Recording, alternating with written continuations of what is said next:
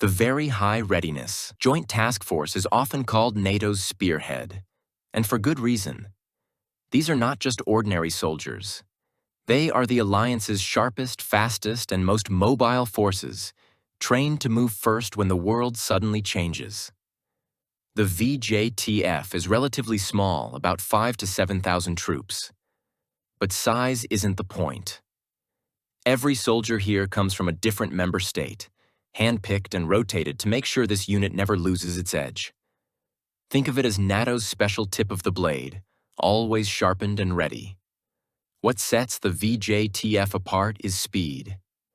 If a crisis erupts, they don't wait for weeks of planning. They can be on the ground in just 2 to 5 days, fast enough to get ahead of events and show that NATO is present before any escalation can spiral out of control. Technically, the VJTF sits inside the larger NATO Response Force, but in practice, it's the elite cutting edge of that structure. While the bigger force may take weeks to mobilize, the spearhead is always on standby. The first to move, the first to show the flag, the first to draw the line. Their missions are clear. Respond instantly to sudden threats, serve as a visible sign of NATO's resolve, and reinforce allies where they feel most vulnerable. And this isn't just theory. The VJTF has already proven its role in major exercises like Trident Juncture and has been deployed to NATO's eastern flank. Not to fight, but to send a message. We are ready. We are here. And we will defend. NATO Response Force, NRF, the backbone of NATO's response. If the VJTF is the sharp spearhead, then the NATO Response Force is the muscle behind it. This is a much larger formation, up to 40,000 troops, drawn from across the alliance. Unlike the smaller spearhead, the NRF isn't just a quick strike unit. It's a complete toolbox. Ground troops, fighter jets, naval forces, and special operations units. All trained to move together as one. But size comes at a cost. Deployment takes longer. The NRF usually needs 1 to 4 weeks to get moving. Still, that's lightning fast for an international coalition spread across continents. So what does the NRF actually do? Its missions go far beyond combat. It can stabilize a region after a crisis, reinforce allies in dangerous times, or even carry out humanitarian relief, delivering aid where natural disasters strike. And history shows this isn't just theory. After the 2014 crisis in Ukraine, NATO turned to the NRF to strengthen its eastern defenses. It was proof that the force could shift from paper plans to boots on the ground when it mattered most. The NRF, in short, is NATO's all-purpose rapid response, not as fast as the spearhead, but far stronger, more flexible, and ready to carry the weight of longer operations. Follow-on forces. The second wave. If the VJTF is the spearhead and the NRF is the muscle, then the follow-on forces are the second wave, the weight of NATO's full military power gathering behind the first responders. These are not small units. They are large formations from the national armies of NATO's member states. Heavy brigades, tank divisions, mechanized infantry, air wings, and naval task groups. When they move in strength. But strength takes time. Unlike the spearhead or the NRF, the follow-on forces may need several weeks or even months to fully mobilize. They rely on national governments to activate them, prepare logistics, and coordinate deployment across borders. Their role is clear. Reinforce the first echelon, provide staying power in a long conflict, and ensure that NATO's initial response can turn into a sustained defense. Think of it this way. If the spearhead is there to hold the line and the NRF is there to stabilize it, the follow-on forces are the bulk reinforcements that make sure NATO can endure a larger, drawn-out fight. Examples are easy to find.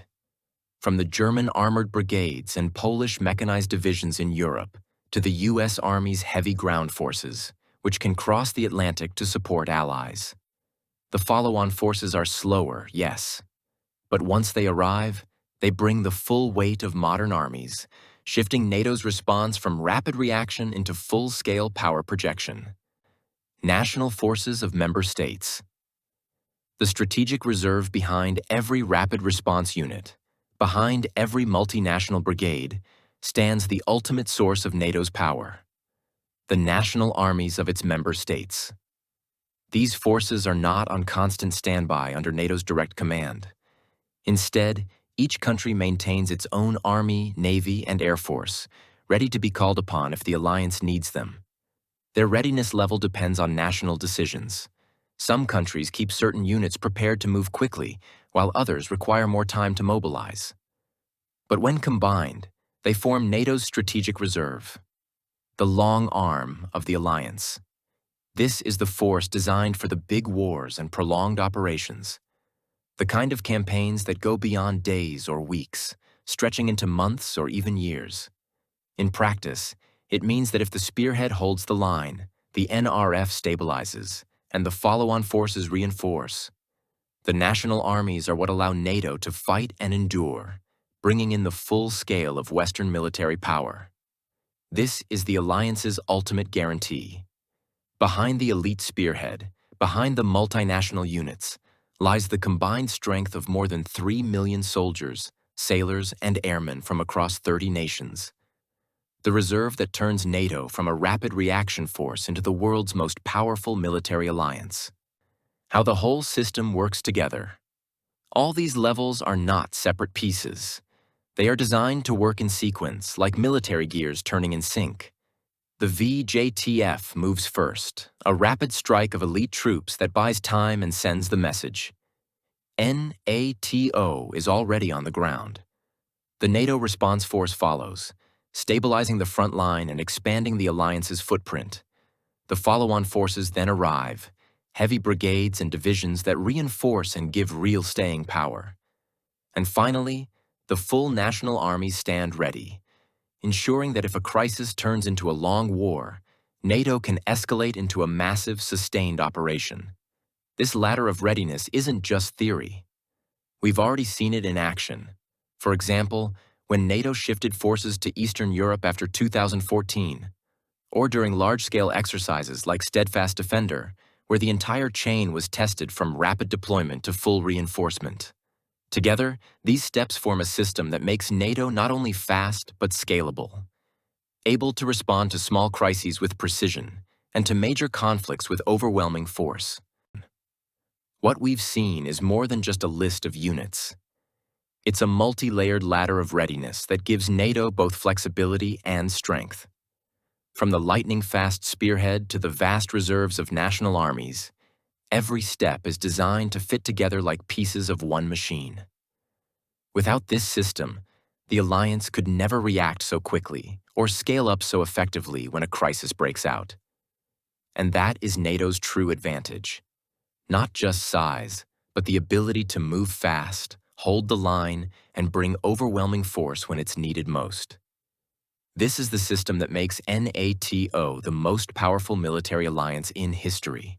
If you enjoyed this breakdown of NATO's readiness levels, make sure to subscribe for more deep dives into hidden systems and strategies. Your support helps bring more stories like this to life.